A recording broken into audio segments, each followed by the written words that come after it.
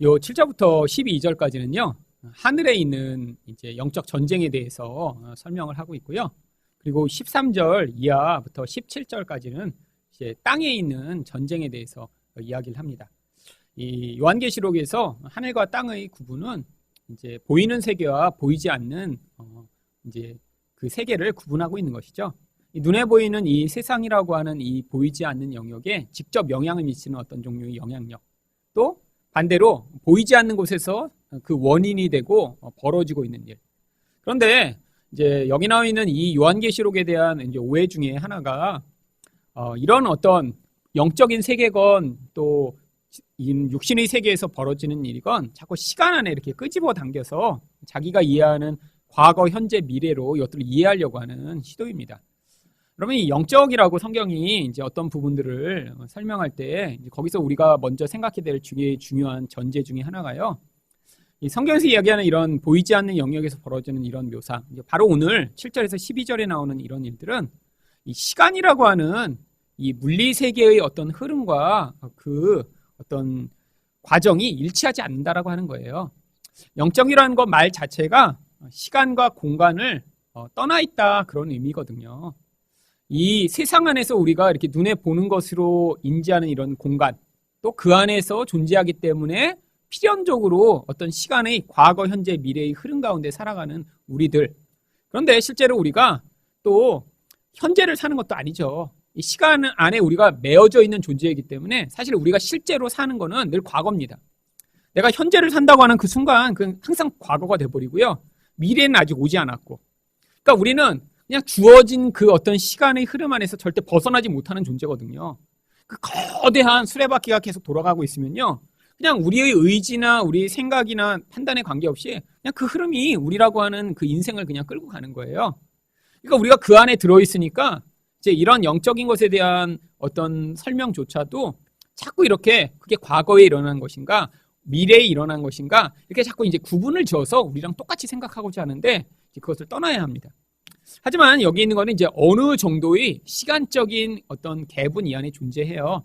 왜냐하면 이 하늘에 있었던 전쟁을 언제 있었던 전쟁이냐면 바로 십자가에서 벌어진 사건이기 때문입니다. 십자가에서 벌어진 사건을 여기 있는 것처럼 이런 하늘에 있는 전쟁으로 묘사하는 것이죠. 자, 7절 말씀만 다시 보겠어요. 하늘에 전쟁이 있으니. 자, 구약에서는 사실 여태까지 전쟁이 없었습니다. 그런데 신약에서야 전쟁이 있을 수 있었던 거예요.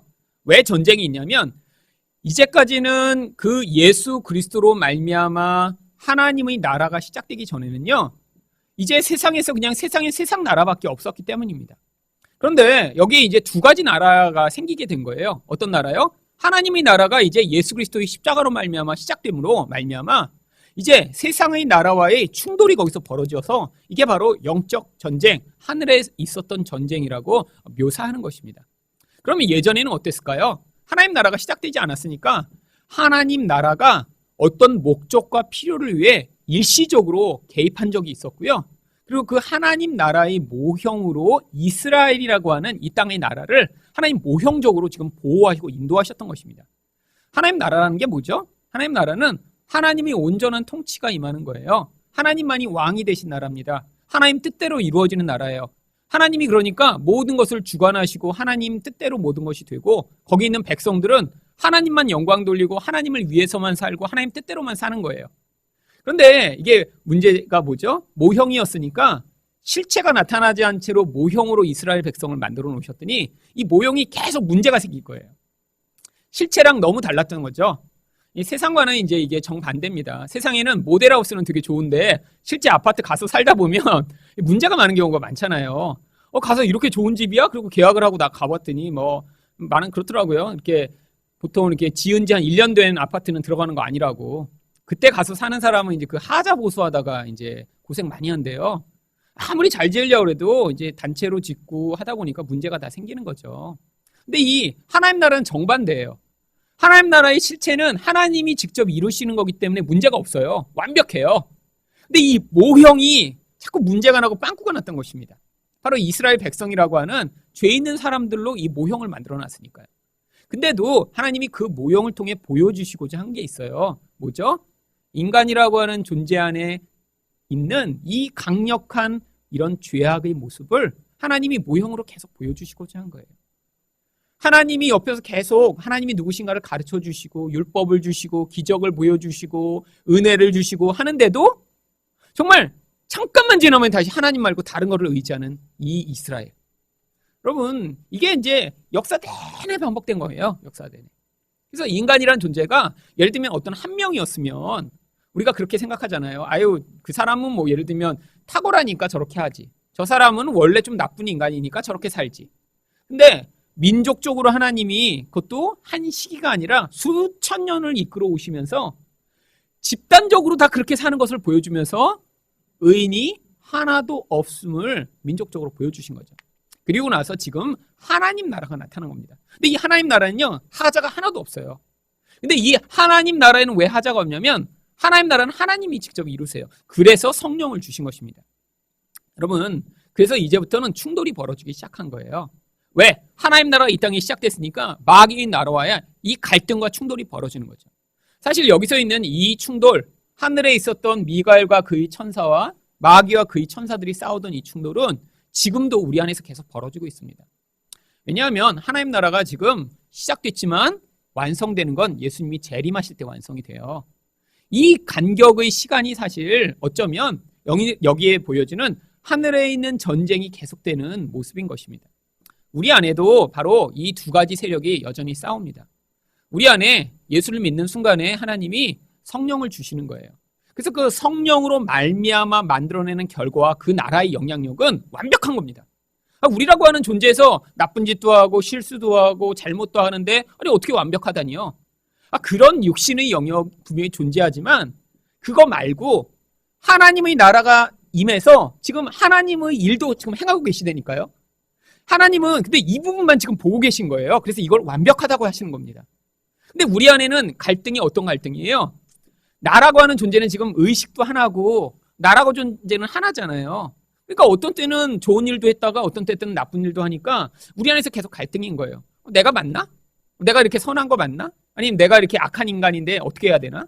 이 갈등과 고민이 계속됩니다. 근데 여러분 안에서 그 갈등이 있다는 게 여러분 안에 하나님 나라가 시작된 거예요. 여기도 나오지만 구약에서는 갈등이 없었습니다. 근데 누구와 누구와의 갈등만 있었어요? 이스라엘이라고 하는 나라와 그 나라를 둘러싼 다른 나라들 사이의 갈등만 있었어요. 왜죠? 이스라엘이라는 나라는 하나님이 택함을 받은 백성이었기 때문에 이들은 세상의 방식대로 살 수가 없어서 갈등이 없고 세상의 방식을 따라가면 하나님이 또 개입하셨습니다. 마찬가지로 우리에게도 동일한 일이 있는 거예요. 여러분 여기 이제 계시지만 예수를 믿은 이후에 이제 오히려 갈등이 다 사라졌자 그런 경우는 없습니다. 예수를 그리고 더 잘 믿었더니 갈등이 완전히 사라졌자 그런 일도 없습니다.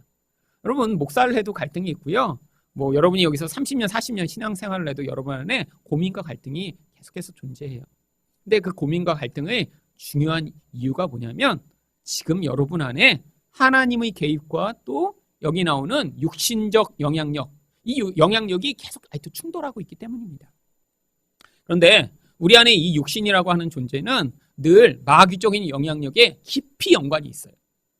여러분 이 마귀라고 하는 영적 영향력은 이렇게 피상적으로 하늘에 있는 우리랑 관계없는 존재가 아니라 그 영이 인간이라고 하는 존재와 직접 관계 맺는 그런 영향력들을 성경은 귀신이라고 하는 단어를 쓰는 것입니다.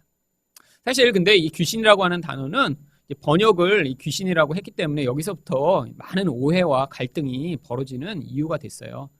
사실 귀신이라고 번역을 하지 말았어야 되는데 이 전통적으로 귀신 신앙은 사실 100년 전, 200년 전에도 한국 사람들 다 가지고 있었거든요.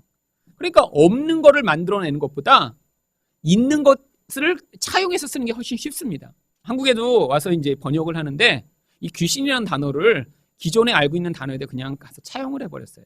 근데 이 귀신하면 사람들이 어떤 거를 떠올리냐면 마귀가 하늘에 존재하고 귀신들은 이렇게 이제 사람들이 기본적으로 가지는 그러니까 예수 안 믿는 사람은 귀신이라고 그러면 다 어떻게 생각하죠? 죽은 사람이 이제 원한을 품고 이 땅을 구천을 떠돌면 이게 귀신이 된다고 생각을 해요. 근데 이 생각을 가지고 성경을 보니까 여기서 또 문제가 생긴 겁니다. 그러면 보세요. 예수님이 오셔서 구약 성경에는 귀신을 쫓아낸 적이 한 번도 없어요. 그렇잖아요. 그럼 구약 성경에서 어디 귀신 쫓아낸 거 보신 적 있어요? 저 좀 알려주세요. 어디 보셨으면. 근데 신약에 와서 예수님 막 귀신을 자주 쫓아내세요. 그리고 예수님의 3대 사역 중에 하나가 귀신 쫓아내는 일이었습니다. 아니, 그럼 예수님이 이렇게 많이 하셨으면 우리도 좀 해야 되지 않을까요, 지금? 여기 주일마다 오셔서 귀신 한 명씩 이렇게 오시면 제가 이렇게 손대고 이렇게 귀신 나가고, 오늘은 어디서 죽은 귀신이 나갔습니다. 이렇게 하면서 매주 하면서 서로, 야, 뭐 누구한테 누구 귀신 나갔대. 좀 그렇게 해야 되지. 아니, 그래서 어느 교회는 그렇게 하고 있어요. 매주. 그래서 앞에 목사님 이렇게 서갖고, 이제 귀신 들린 사람들이 쭉 몇백 명이 나옵니다. 그러면 이제 앞에 목사님들이 가서 손대서, 이제 너는 오늘 이제 감기 귀신 나가라. 이제 메르스 귀신 나가라. 뭐 그냥 하면서, 이제 앞에서 그 교회 예배의 절반이 귀신 쫓는 거예요. 근데 그들은 뭐라고 그래요? 예수님이 하신 제일 중요한 3가지 사역 중에 하나가 귀신 쫓는 일인데 왜 지금 안 하고 있냐? 그거죠. 맞는 것 같지 않아요? 예수님이 하셨잖아요. 그리고 예수님이 뭐라고 하셨어요? 너희는 나보다 더 큰 일을 할 것이다. 예수님은 그 지역에 제한돼서 사셔서 귀신을 몇 마리 쫓지 못하셨지만 지금 우리 이 이후의 사람들은 그럼 더 많은 귀신을 쫓아야죠. 여러분, 이게 이제 성경에 대한 가장 기본적인 오해입니다. 여러분, 이 마귀라고 하는 존재는요, 사실 이 타락한 천사의 가장 강력한 영향력을 미치는 우두머리를 얘기해요. 근데 이제 한 마리만은 아니에요. 그래서 그 세력들을 이제 어떤 종류의 계급과 같이 표현하는 구절들이 성경에 많이 나옵니다. 자, 몇 군데를 한번 찾아보죠. 예를 들면 골로새서 2장 15절이에요. 읽어보겠습니다. 시작.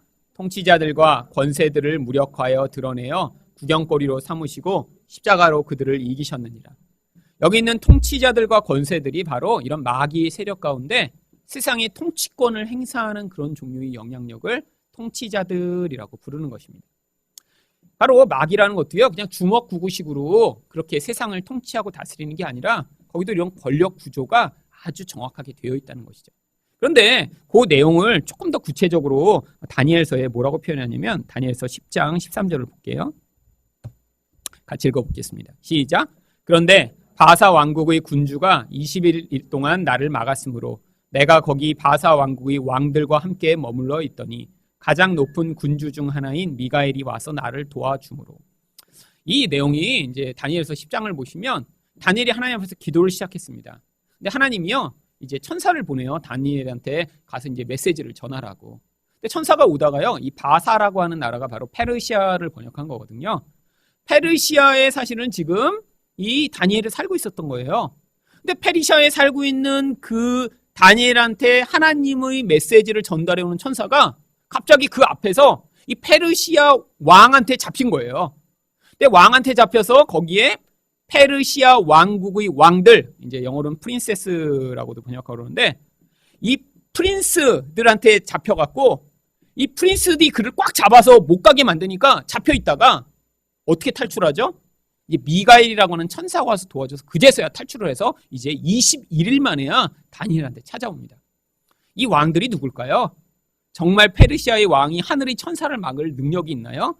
그게 아니라 바로 이 땅의 그런 권세와 영향력을 미치는 이 마귀의 세력 가운데 이런 큰 높은 자리에서 그런 정책과 문화와 군사와 영향력들을 주관하는 그런 종류의 세력들을 여기는 왕들이라고 부르고, 그 왕들이 책임지고 있는 영역을 바로 페르시아라고 부르는 것입니다. 결국 보이지 않는 영적 세계 가운데 이 땅에 있는 모든 것이 이런 영적 세계 가운데 지금 존재하고 있다는 거예요. 여러분, 세상에서 벌어지는 그래서 많은 일들, 어떤 흐름들은 사실 이런 마귀가 그 배후에서 주관을 하고 영향을 미치는 경우가 굉장히 많아요. 그럼 왜 한국이 어떤 분위기를 이렇게 가지고 흘러갈까요? 왜 북한에는 왜 저렇게 공산주의라고 하는 영향력이 계속 될까요? 바로 이런 북한을 지금 지배하고 다스리는 왕들이라고 불리는 그런 영적 영향력들이 존재한다는 거예요. 그런데 예수님 오시기 전에는 어떤 일이 있었어요? 이제 그 영향력이 자기들 세력으로 이 세상 전체를 나눠서 다 통치하고 있었던 거예요. 그거에 따라 한 나라가 망하기도 하고 세워지기도 하고, 왕이 통치하기도 하고 쫓겨나기도 하고, 세상에 어떤 강력한 영향력에 휩싸이기도 하고 또 거기서 풀려나기도 하고. 근데 이제 예수님의 십자가로 말미암아 거기에 강력한 변화가 생긴 것입니다. 이제 하늘에서요, 전쟁이 시작된 거예요. 이제까지는 미가엘이 이런 능력이 있지만 직접 침투하지 않았어요. 왜 침투하지 않았죠? 여러분, 이 하늘의 전쟁은 항상 뭐를 위한 것이냐면 이 땅에 있는 하나님 백성들을 위한 목적으로 이 하늘의 전쟁이 벌어지는 거예요. 그러니까 이 땅에 예전에는 하나님 백성들이 본격적으로 확장되지 않았습니다. 이스라엘이라고 하는 나라 외에는 하나님의 백성들이 거의 없었죠. 물론 도처에 어쩌다 한 명씩 있었겠죠. 근데 그러니까 하나님이 이 미가엘이라고 하는 한 천사를 통해 이스라엘만 지키시는 일만 하면 됐지, 나머지를 막 무슨 전쟁을 하고 그럴 필요가 없었는데, 이제 하나님 나라가 본격적으로 언제부터 시작된 거죠? 예수 그리스도의 십자가로 말미암아 시작된 거예요. 바로 그 십자가 사건 때문에 이제 온 세상에 너희가 복음을 땅 끝까지 가서 전해라라고 하시는 이 예수님의 명령이 이제 실행되게 된 것입니다. 여러분, 이 복음을 전한다는 게 바로 무엇이냐면 이제 이렇게 마귀 권세에 매여 있던 자에게 그 매임에서 자유케 돼서 그들이 이제 하나님의 통치 안에 거하게 되었음을 선포하는 것이 복음을 전하는 거예요. 죄와 사망에 매여서 죽을 수밖에 없는 자들이 이젠 거기서 자유를 얻게 됐고 더 이상 그것 때문에 두려워하지 않아도 된다고 선포하는 이 놀라운 복음의 선포, 이게 바로 하나님 나라가 시작된 거고 그 일이 이런 영적 전쟁으로 말미암아 이루어진 것입니다. 다시 가서 그래서 보겠습니다. 근데 이제 계시록 12장 아까 7절에 보시면 용과 그의 사자도 싸우나 결론이 어떻게 나죠? 8절에 이기지 못하여 다시 하늘에서 그들이 있을 곳을 얻지 못한지라. 여기서의 하늘은 물리적 하늘을 얘기하는 게 아니에요. 여러분, 그러면 지금 하늘에 마귀들이 하나도 없나요? 그 마귀들은 다 뭐 땅속에 들어가서 지금 저 지하에만 살고 있나요? 그래갖고 이제 가끔씩 이런 이제 뭐 이렇게 삼류 그런 어떤 신문 같은 데 보면 뭐 지하에 이렇게 광산을 파다가 거기서 막 지옥 소리를 들었다. 뭐 러시아에서 막 이렇게 하더니 막 마귀 소리가 나고 마귀가 올라왔다. 뭐 이런 사진도 찍어놓고 막 그런 이제 있잖아요. 인터넷 찾아보시면 되게 많아요. 그런 거. 여러분, 그래서 마귀들이 다 지금 땅속에 가서 숨어 있나요? 그래서 바로 지금 무적행 속에 갇혀 있는 건가요? 마귀가요? 아니에요. 이 하늘이라고 하는 곳은요, 이렇게 하나님의 통치가 임하는 곳을 하늘이라고 표현하는 거예요. 이 세상이라고 하는 것을 다스리는 이 땅은 원래 하늘에 소속된 곳입니다. 하늘의 질서가 무너지면 이 땅이 무너져 버리는 거예요. 그런데 하늘에서 물을 물의 자리에 서 있게 하고 하늘의 물은 하늘의 물의 자리에 서 있도록 하나님이 하늘의 질서를 지금 조종하고 계시기 때문에 모든 것이 하늘의 질서에 의해 이 땅의 질서가 움직이고 있는 것입니다. 여러분, 세상에는 지금 하나님이 질서로 이 세상의 모든 것들을 유지하신다는 모든 증거가 가득 있죠. 여러분, 달이 지금 있는 자리에서 조금만 뒤로 물러나면 어떻게 될 줄 아세요? 바닷물이 넘쳐서 해안 모든 도시들이 다 물에 잠겨버려요. 지금 달이 딱 그 자리에 있으므로 지금 물이 더 이상 넘지 못하고 건에 지금 조종되고 있는 거예요. 만약에 달이 거기서 몇십 킬로만, 달이 약간 먼 것 같은데 달이 가까우면 이제 밤에 이렇게 커다랗게 하늘에 떠 있고 좋을 것 같은 거 아니에요? 그래서 그 브루스 올마이티라는 영화를 보시면 그 이제 무드를 위해서 이렇게 쭉 당깁니다. 그 아내랑 이렇게 좀 이렇게 달이 가까워서 커지면, 그러면 무슨 일이 벌어져요? 달이 가까워지면요, 인력이 너무 세져서 물이 싹 빠져버려요. 그래서 지금 있는 해안선이 다 없어져 버려요. 그 자리에 지금 유지하고 있는 거예요. 지구가 지금 23.5도 이렇게 삐딱하게 있잖아요. 사람이 이렇게 있으면 약간 불편하죠. 여러분, 이렇게 계속 보시면 어떠시겠어요? 이거 이렇게 갖고 지구도 지금 이러고 있는 거예요. 계속. 얼마나 불편해 보여요. 그래서 내가 하나님이면 똑바로 이렇게 해놓지. 훨씬 보기 좋죠. 여러분, 지금 지구를 이렇게 똑바로 해놓으면요, 햇볕이 골고루 닿지 않기 때문에 북반구는 다 빙하가 돼버리고요, 남반구는 적도 있는 부분은요 완전히 다 불타버립니다. 딱 23.5도씩 하면서 하루에 한 번씩 해를 받고 안 받고, 그게 이렇게 뒤로 돌아가면 남반구가 받아서 거기가 여름이 되고, 이게 지금 반복되는 거지. 이게 똑바로 세워놓으면 문제가 엄청나게 발생하는 거예요. 여러분, 태양과 이 지구의 거리도 그래요. 태양과 지구의 거리도 조금만 태양에 이 지구가 가까이 가면 어떻게 되겠어요? 그럼 불타버립니다. 그래서 이 금성에 가면 막 몇 천도 되는 지금 불로 다 금성은 계속 타고 있죠. 그럼 조금 떨어지면요, 지구 다음에 있는 게 뭐예요? 화성이잖아요. 화성은 그래서 얼음으로 계속 덮여 있습니다. 그러니까 지금 이 자리에 지구가 없으면 안 되는 거예요. 이게 어떻게 돼요? 하나님이 하늘의 권세로 모든 것을 다스리고 통제하시고 지금 주관하고 계시는 증거라는 거예요. 근데 예전에는 이런 세상의 질서를 마귀가 와서 마치 지배한 것처럼 하늘에서 그 역할을 지가 하는 것처럼 행하고 거기서 지가 내가 하나님이야 다 섬겨라고 사람들을 거짓말 치면서 군림하고 있었는데 그 통치 자리에서 지금 쫓겨났다는 거예요. 왜? 이제 예수님이 왕이 되셨으니까. 여러분, 하나님은요 보이지 않는 하나님이시잖아요. 하나님이 이 땅에 오실 수가 없었잖아요. 그러니까 그때 하나님이 오시기 전까지 이제 지가 왕인 것처럼 속이고 사람들을 지배하고 거짓말을 쳤는데, 사람들이 마귀가 그런 권세와 영향력으로 나타나 사람들을 통치하고 지배할 때는 거기서 거부를 못했던 거예요. 너무 영향력이 강했으니까요. 그리고 사람들을 속이는 모습으로 자꾸 나타난 거예요. 여러분, 근데 바로 그 마귀를 예수 그리스도라고 하는 가장 약한 모습을 가지신 분이 오셔서 그 마귀를 무너뜨리신 거예요. 어떤 방법으로 무너뜨리셨죠? 십자가의 방법으로 무너뜨리셨습니다. 여러분, 그래서 지금도 이런 마귀의 권세가 깨어지는 유일한 방법은 십자가의 방법밖에 없어요. 여러분, 이 마귀를요, 뭐 이렇게 막 세게 기도하고 막 40일씩 기도하면서 그냥 마귀랑 막 가서 나무를 이렇게 하나쯤 뽑으면 마귀가 야, 저 자식은 그냥 기도 너무 세게 해갖고 이제 건드리면 큰일 나겠다. 그렇게 갖고 마귀가 떠나가는 게 아니라 그 사람 안에서 하나님 나라의 유일한 확장하는 방법인 십자가의 모습이 나타나기 시작하면요, 그때 마귀의 권세가 깨어지는 것입니다. 왜? 이전에 그렇게 깨졌거든요. 이전에 예수만 죽이면 이제 완전히 끝날 줄 알았어요. 그래갖고 예수님을 죽이기 위해 우리가 봤잖아요. 지금 여자가 아이를 낳으면 그 여자가 낳는 아기를 죽이려고 마귀가 쫓아다녀서 바로 헤롯이 2살 아이를 다 죽여버린 것입니다. 여러분, 정상적인 생각을 가진 사람이면 어떻게 한 마을의 2살 이하의 아이를 거기서 혹시 예수가 났을까봐 다 죽일 수 있겠어요? 그러면 아기를 좋아하는 건 이건 악당도 하는 거잖아요, 기본적으로. 근데 그 악당보다도 더 나쁜 놈이었던 거예요. 악당보다 더 나쁜 놈은 마귀밖에 없습니다. 아니, 여러분, 웬만한 악당도 이렇게 아기 보면 웃고 그래요. 정말 아기 보고도 못 웃는다, 이건 마귀밖에 없어요. 근데 그 아기들을 2살 이하인데 다 죽여요? 예수를 죽이려고 마귀가 이렇게 한 사람 안에 그렇게 집요하고 무섭게 영향을 미치면서 쫓아다닌 거죠. 여러분, 이 헤롯이라고 하는 존재는 진짜 나쁜 놈이에요. 사실 자기 아들도 의심해갖고 목매서 죽여버렸고요. 자기 아내도 2이나 죽였습니다. 그리고요, 나중에 얼마나 진짜 이 헤롯은 진짜 나쁘냐면 너무 악당 짓을 많이 하고 살았더니 나중에 자기가 죽으면 자기를 아무도 슬퍼하지 않을 것 같은 거예요. 그렇잖아요.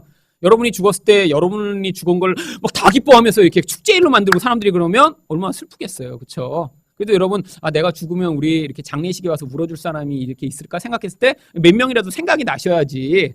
아무도 생각이 안 난다. 그럼 이게 되게 슬픈 인생이죠. 근데 이 헤롯도 죽으려고 그러니까 걱정된 거예요, 그게.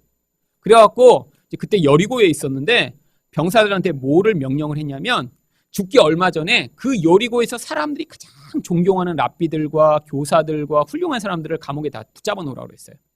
그래갖고 사람들에게 존경받고 사람들이 사랑하는 사람들을 다 감옥에 같이 붙잡아 놓은 거예요. 그리고 병사들한테 내가 죽으면 붙잡아 놓은 그 랍비들과 존경받는 사람을 같이 다 죽여라.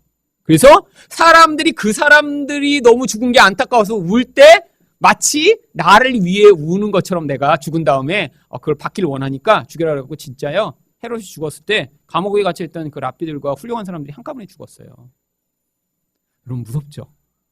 그런 악당인데 그러니까 2살 이하를 다 죽이는 거예요.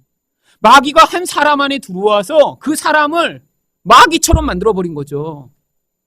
여러분, 근데 그렇게 마귀가 결국 십자가에 예수님을 매달아 죽이신 것입니다. 근데 예수님이 어떻게 하셨어요? 능력이 있는데 죽으셨어요. 죽었더니 어떤 일이 벌어졌어요? 그 죽은 육신을 통해 하나님의 능력과 생명이 그 안에서 부어져서 나타나서 거기서부터 죽음이라고 하는 가장 커다란 권세의 머리가 떼어진 거예요.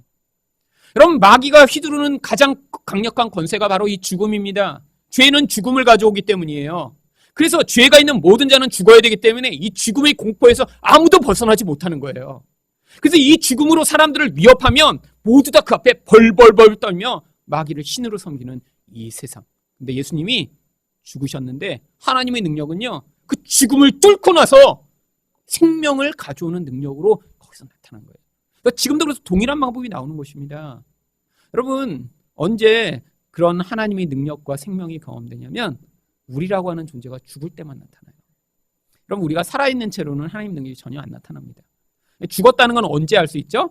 여러분, 죽은 자는요, 옆에서 누가 모욕을 하고 찌르고 막 괴롭혀도 반응을 안 해요. 여러분, 이렇게 어디 상가집에 가서 이렇게 죽은 분 앞에 놓고 이렇게 욕해서, 그 인간 정말 잘 죽었어. 그랬는데 갑자기 시체가 벌떡 일어나더니, 너 내 욕했어? 이건 시체가 아니죠. 그렇잖아요. 죽었으면 말이 없어요. 그러니까 괜찮죠. 근데 여러분이 지금 사시다가 계속 화가 나세요? 누군가 여러분 얘기를 하면요, 불끈해갖고 막 이게 일어나고 싶으세요? 화가 난다는 게 뭐예요?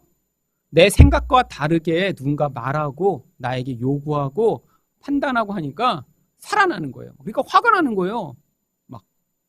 여러분, 지금 여러분이 아직 이렇게 하나님의 생명의 능력이 나타나고 있지 않은 이유는요, 여러분이 살아있어서 그래요. 그래서 화나시면 그렇게 생각하시면 돼요. 아직 살아있구나. 아직 살아있구나. 여러분, 그러면 거기서 뭘 하셔야 될까요? 그냥 살아있구나. 그래, 난 계속 잘 살아야지. 이러면 안 되시죠. 여기 지금 교회 다니셨잖아요. 그럼 거기서 어떤 반응이 나와야죠. 어떻게 나오셔야 돼요? 하나님, 이젠 죽여주세요. 그럼 이렇게 자발적으로 좀 하셔야죠. 여러분, 이 자리까지 못 가면 지금 계속 가는 거예요. 여러분 안에서 이제 정말 죽어야 살겠구나. 이렇게 못 살겠다. 이런 고백이 안 나오고 그냥 이대로 살지 뭐. 이러면 안 되는 거예요. 계속 아직도 화내면서 욕하고 미워하고 화내고 관계 깨트리고 나서 여전히 그 다음에 자기가 그 안에 있는 이 살아있는 존재로 살려고 한 이 교만을 포기하지 않으면서 그냥 될 대로 되라 이렇게 있을 수는 없다는 거죠. 하나님이 여러분 인생 가운데 지금 분노케 하시잖아요. 누구의 말 한마디로 그냥 불끈하시잖아요. 누군가 여러분에 대해서 어떤 상황이 내 마음대로 안 돌아가면 막 폭발하잖아요. 어떻게 되는 거예요? 지금 문제가 심각한 거예요. 근데 좀 심각하게 여기질 못하니까 그냥 그렇게 벌어지고 나면 저 인간 때문에 또 내가 화났네 그러고 말고, 그게 아니라 하나님 이제는 죽여주세요. 하나님 좀 제 영혼 가운데 있는 이 죄와 사망의 영향력 안에서 저를 자유케 좀 해주세요. 그래서 뭐하게? 이제는 저도 하나님 나라의 영향력이 나를 통해 나타나게 되는 것들을 좀 눈으로 목격할 수 있는 인생이 되도록 은혜를 달라고, 그럼 그렇게 기도하셔야죠. 여러분, 하나님이 지금 그거 고백하는 자리에 지금 기다리고 계신 거예요. 여러분이 진짜 안 되겠구나. 정말 내가 죽어야겠구나. 그리고 하나님 정말 죽여주세요라고 진실한 마음으로 여러분 기도하시면요. 그러면 어떻게 하실까요? 하나님이? 그러면 진짜 죽이시기 시작합니다. 그러면 이제 진짜 죽을 때는 이제 더 힘든 거죠, 사실. 근데 훈련의 과정이 필요해요. 그리고 그때는 이제 딴 말 하시면 안 되죠. 죽여달라고 해놓고 이제 하나님이 이제 이전에는 이제 내가 시작도 안 했는데 이제 진짜 죽이는 건데 괜찮겠어? 이렇게 하시고 이제 죽이시는데 그때 진짜 또 왜 그러시냐고 막 이제 또 하면 이제 안 되는 거예요. 여러분, 하나님이 이제 그래서 여러분을 이제 홀딱 여러분이 겉 모습을 벗기시면 더 이상 이제 마귀의 영향력이 여러분에게 미치지 못하는 거예요. 여러분, 마귀는요 거기에 그 죄의 영향력이 없으면 이제 영향을 미칠 수가 없습니다. 여러분 안에서 마귀가 어떤 것을 말이나 어떤 것으로 유혹할 때 넘어간다는 건요, 아직 이 육신이 살아있죠. 그 육신이라고 하는 존재가 그래서 하나님 나라의 영향력을 지금 가로막고 있는 거예요. 하나님이요, 여러분 안에서 이 하나님 나라의 영향력을 지금 확 드러내시지 않는 이유는요, 생각해 보세요. 죄가 이렇게 있고 육신의 영향력이 있는데 하나님 나라의 영향력이 강력해지면요, 죄의 영향력도 같이 강력해집니다. 여러분, 이게 진짜 문제예요. 여러분, 주변에 있는 사람들, 그런 사람도 있죠. 어떤 때는 굉장히 선해요. 어떤 때는 굉장히 행복해요. 근데 이런 행복하고 막 선하고 좋은 게 강할수록요, 그 그림자도 강력합니다. 그럼 어떤 사람이 예를 들면 평소에도 별로 기뻐하지도 않아. 그냥 평소에도 별로 안 기쁜, 그냥 기뻐. 그냥 기뻐. 그게 기쁜 거야, 그 사람은. 근데 그런 사람은 슬퍼도요, 너 힘들지 않아? 그냥 지금 되게 슬퍼. 여러분, 근데 막 평소에 너무 막 기뻐요. 그러고 막 기쁜 걸 다 알아. 이런 사람이 여러분 한 번 화나거나 슬프면 어떤 줄 아세요? 초토화됩니다, 주변이요. 여러분, 이게 심각하죠. 그렇잖아요. 그래갖고 차라리 제가 보니까 이렇게 막 그러면서 이제 이런 사람들은 뭐라고 그래요? 나는 뒤끝이 없다. 근데 뒤끝 없죠. 다 죽었으니까 이미. 사람 때는 여러 죽었어요. 이미. 그래서 이제 더 이상 뒤끝이 없어도 반응을 못해 다 죽어서. 그러면 이게 문제예요. 마찬가지에 우리 안에 죄가 있는데 하나님 나라의 영향이 강력해져요. 그러면 죄의 영향력도 강력하게 나타나는 거예요. 그래서 하나님이요, 지금 여러분한테 하나님 나라를 경험하게 해주세요. 하나님 좀 임하셔서 다스려 주세요 하는데 지금 하나님이 지금 안 임하고 계신 거예요. 어느 정도는 죽어야죠. 죽어야 그래야 하나님 나라가 임해도 그게 순수하고 아름답게 영향이 나타나서 아, 하나님이 하고 계시구나. 하나님 맞습니다. 라는 그런 고백을 하게 될 거 아니에요. 지금 이렇게 혼재되어 있는데 같이 나타나면요. 뭐가 뭔지 몰라요, 서로. 이게 더 무서운 거예요. 지금 이게 교회 다니면서 저 목사가 이렇게 은혜를 끼치는 것 같기도 한데 또 한편으로는 그냥 악당 노릇 하는 것 같기도 하고 그냥 이러면 안 되잖아요. 하나에 좀 집중해야죠. 마찬가지입니다. 여러분, 이 인간이라고 하는 존재는 정말 아무것도 아니에요. 여러분, 우리가 계획하고 생각하고 내 마음대로 하는 것 같죠? 여러분 안에 마귀의 영향력이 미치기 시작하면요, 우리라고 하는 존재는요, 그냥 장난감처럼 그 마귀의 노예가 돼서 끌려가는 존재입니다. 죄가 있으면요, 마귀가 우리를 이렇게 사로잡은 다음에 지가 원하는 도구로 막 사용해요. 근데 하나님이요, 그 죄를 지금 끊어내시고자 하는 데는 걸까요? 근데 우리에게 그렇게 개인적으로 영향을 미치는 그런 마귀의 영향력을 귀신이라고 번역을 잘못한 거예요. 귀신이라고 하는 이 단어는 원래 헬라어로는요, 더러운 영이라고 하는 단어를 번역한 것입니다. 우리 안에 하나님이 이렇게 마귀의 영향력이 영향을 미치지 못하고 하나님의 영향력으로 우리가 영향을 받도록 만드시기 위해 뭘 주셨죠? 거룩한 영이신 성령을 주셨잖아요. 그 성령이 우리 영혼, 우리 육신 말고 생각 말고 그 더 깊은 곳에서 우리를 지배하고 영향을 미치시는데 이런 마귀적 영향력이 더러운 영으로 우리 영혼 안에 미치는 거기서 이 성령으로 말미암아 거기서 자유케 하시겠다고 하는 거예요. 하늘에 있는 이 영적 전쟁의 실체는 지금 그래서 이 땅에서 우리 마음 가운데 벌어지고 있는 일입니다. 하나님이 우리 안에서 이런 더러운 영의 노예처럼 살아가고 있는 우리를 지금 끄집어 당기고 계신 거예요. 하나님의 백성 되도록 만드시기 위해. 자, 그래서 이들이 있을 곳을 얻지 못하여 쫓겨났는데 쫓겨나니까 이제 어떻게 했다는 거예요? 그 다음 절에 구체적으로 보시면 큰 용이 내쫓기니 옛뱀 곧 마귀라고도 하고 사탄이라고도 하며 온 천하를 꿰는 자라. 마귀의 실체가 이제 묘사됩니다. 왜 여기에 이렇게 큰 용이 내쫓겼는데 그가 옛뱀 마귀 사탄이라고 다 표현했냐면 이 요한계시록에 나오는 이 용이라고 하는 존재가 어떤 존재임을 조금 더 명확하게 보여주기 위해서예요. 알고 보니까 누구였어요? 하늘에서 막 이렇게 용으로 막 면류관을 쓰고 머리가 여럿이고 그랬지만 실체를 알고 보니까 아담과 하와가 있을 때부터 계속 영향을 미치던 바로 그놈이었다는 거예요. 그래서 그걸 보여주기 위해 옛뱀이라고 하는 것입니다. 자, 이 옛뱀의 실체가 그래서 언제 나오죠? 창세기부터 지금 3장에 나오는 거예요. 자, 3장 1절 한번 읽어보죠. 시작. 그런데 뱀은 여호와 하나님이 지으신 들짐승 중에 가장 간교하니라.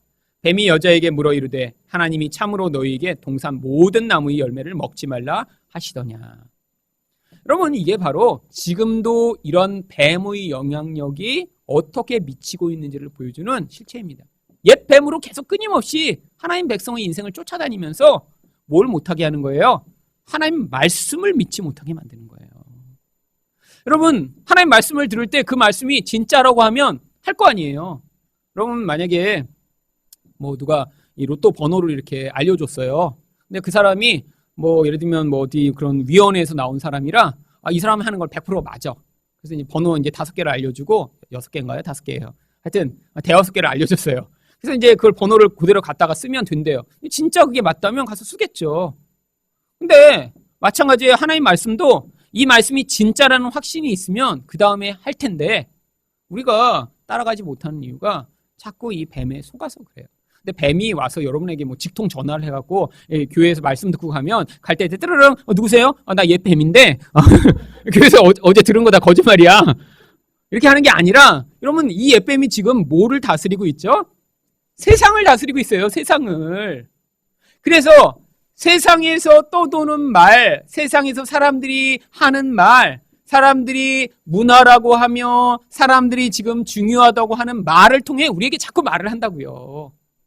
여러분, 사실 왜 여기서 여러분이 계속 와서 말씀을 들을 뿐 아니라 자꾸 서로 하나님의 말씀이 나한테 미친 영향력을 가지고 대화를 나누셔야 하냐면요. 사실 그런 자리가 마련되지 않으면 우리가 서로 와서도 그냥 얘기하는 얘기는요. 사실 인간의 깊은 문제에 대한 서로의 관심과 서로 사랑하는 마음에서 나오는 그런 게 아니라 인간은요. 그냥 표면적인 얘기로 서로 대화하고자 하는 게 그냥 인간의 기본적인 태도예요. 왜죠? 여러분 더 깊은 얘기를 하면 서로 남의 문제를 건드리고 싶지 않아요. 여러분 이 안에 정말 다 문제의 그 더러운 게 이렇게 주머니가 하나씩 있어요. 근데 조금 더 이렇게 문제를 해갖고 그걸 열면 뭐가 나와요? 이렇게 찔끔 흘릴 거 아니에요. 그럼 서로 그거 싫은 거예요. 그거를 문 여는 사람도 민망하고 이렇게 하다가 누군가 그치 그래갖고 맞아 그러다가 내가 사실은 하면서 이제 토해내기 시작하면 그걸 듣는 사람도 사실 곤란해요. 그러니까 서로 어떤 얘기를 하는 게 편해요. 오늘 날씨 좋죠 집사님? 네 그럼 날씨 좋아요. 뭐 지난주에도 좋았고 날씨 얘기.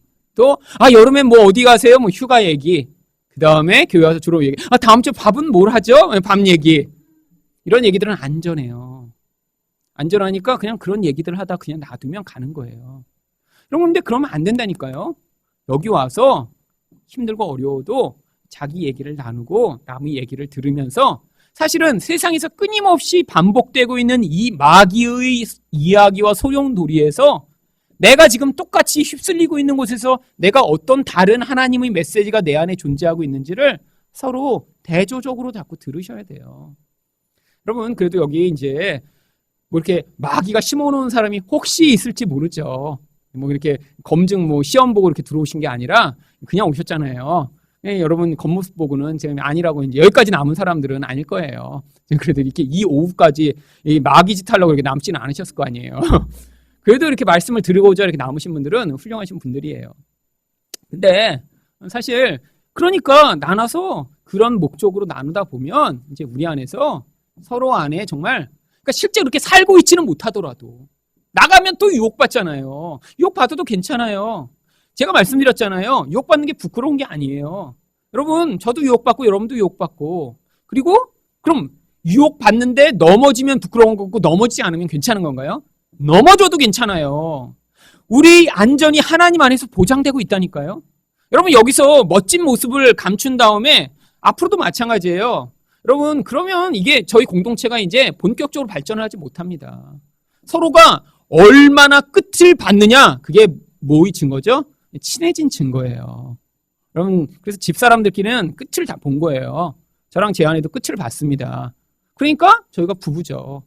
여러분도 마찬가지예요. 여러분 우리가 이런 과정을 지나며 인간 안에 있는 그 모든 가면과 같은 게 벗어지고 본질 안에 있는 그 모습을 서로 목격하고 그런데 넘어지는 걸 봐요. 지난번에 저렇게 얘기했는데 넘어졌네? 물론 간증도 하죠. 자랑 간증. 여러분 그런데 자랑 간증일수록 위험합니다. 그 간증하고 분명히 그 다음엔 넘어질 거거든요. 간증을 했을수록 이 타락의 정도도 깊을 경우가 많아요. 좋은 간증일수록. 그러니까 누군가 그런 행위의 결과로 이 사람이 이러니까 이러리라는 기대를 하시면 안 돼요.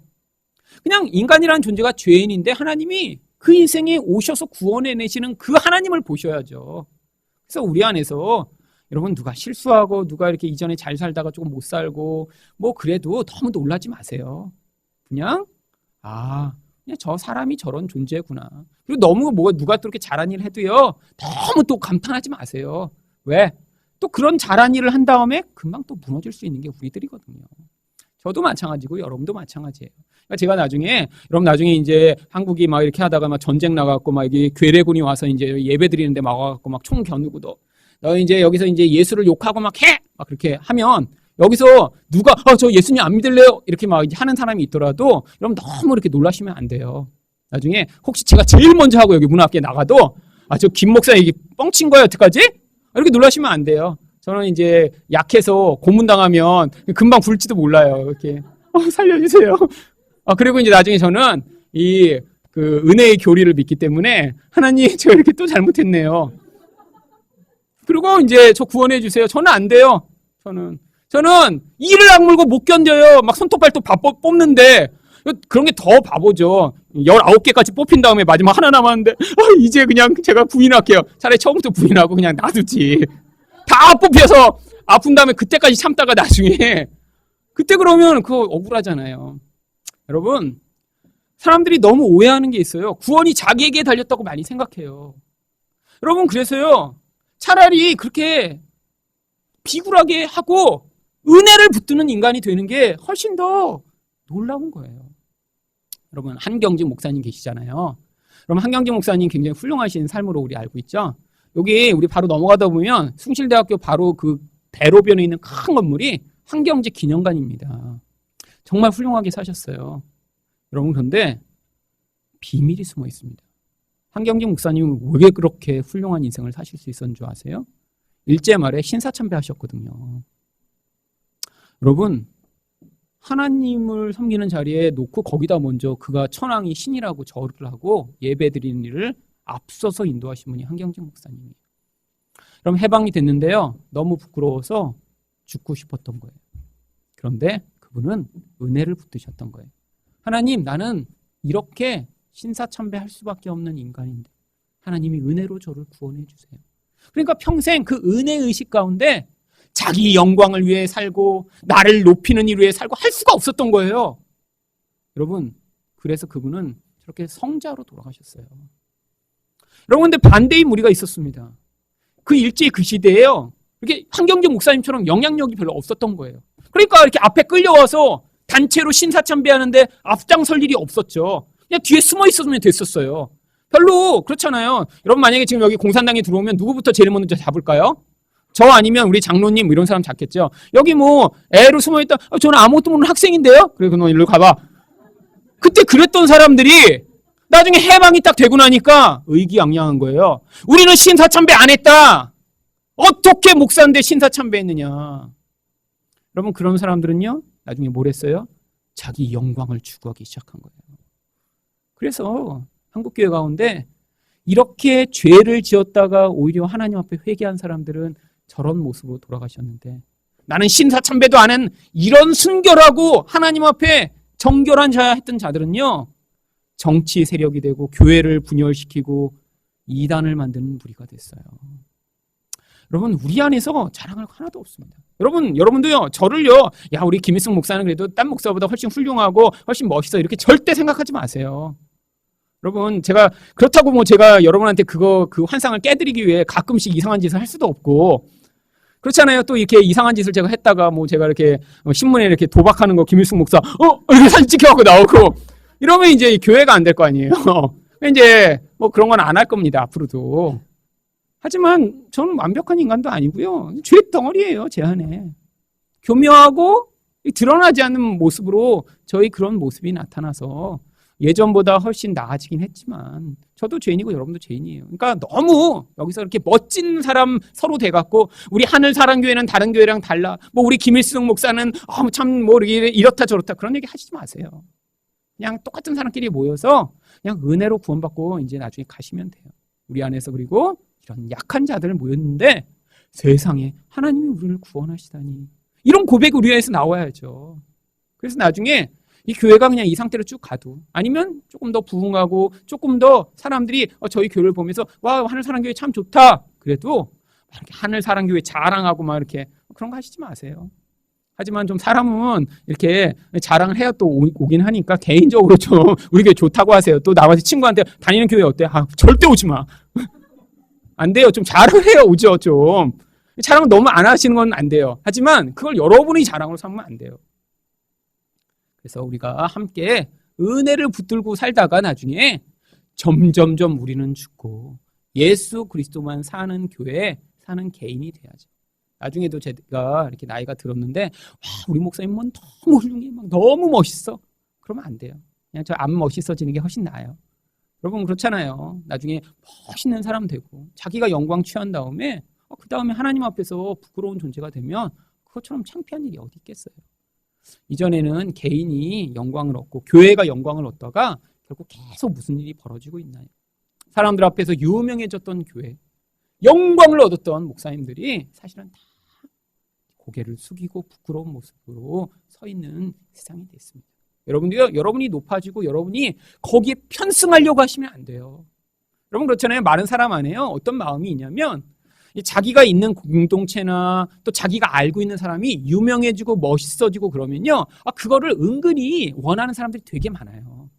여러분 개인이 여러분 유명해질 수 있는 가능성이 지금 별로 없으시잖아요. 물론 여기 이제 훌륭하신 분들 계세요. 그래서 나중에 텔레비전에서 제가 여러분 얼굴을 보더라도 절대로 안 놀랄 거예요. 여러분들 굉장히 훌륭하신 분들이라 이제 좋은 일로 나오실 수도 있죠. 그렇지만 개개인이 그렇게 되기는 되게 어렵잖아요. 그러니까 뭘 하려고 그러냐면요. 그가 속한 단체나 그가 알고 있는 사람이 이렇게 하면요. 그걸로 자기의 명예와 명광을 삼으려고 하는 사람들이 되게 많아요. 그럼 만약에 나중에 하늘사랑교회가 사람들이 어머 너 하늘사랑교회 다녔어? 이렇게 사람들이 그러면 나 옛날부터 다녔어. 나 초기 멤버야. 몰랐니? 이렇게 하면서 이제 우쭐 이거 하려고 그러면 안 돼요. 절대. 그리고 어머 너 김일성 목사님이랑 친해? 나 그 집에서 맨날 밥 먹고 그랬어 옛날에. 이런 걸로 이렇게 하려고 그러면 안 돼요. 절대. 그렇게 될 것 같지도 않지만 그래서 나중에 여러분 이 교회를 통해서도 좋은 교회지만 예수님만을 자랑해서 사람이나 교회가 드러나는 그런 교회가 아니라 나중에 예수님만이 정말 좋으시다 이런 얘기 듣는 그런 교회 되길 바랍니다.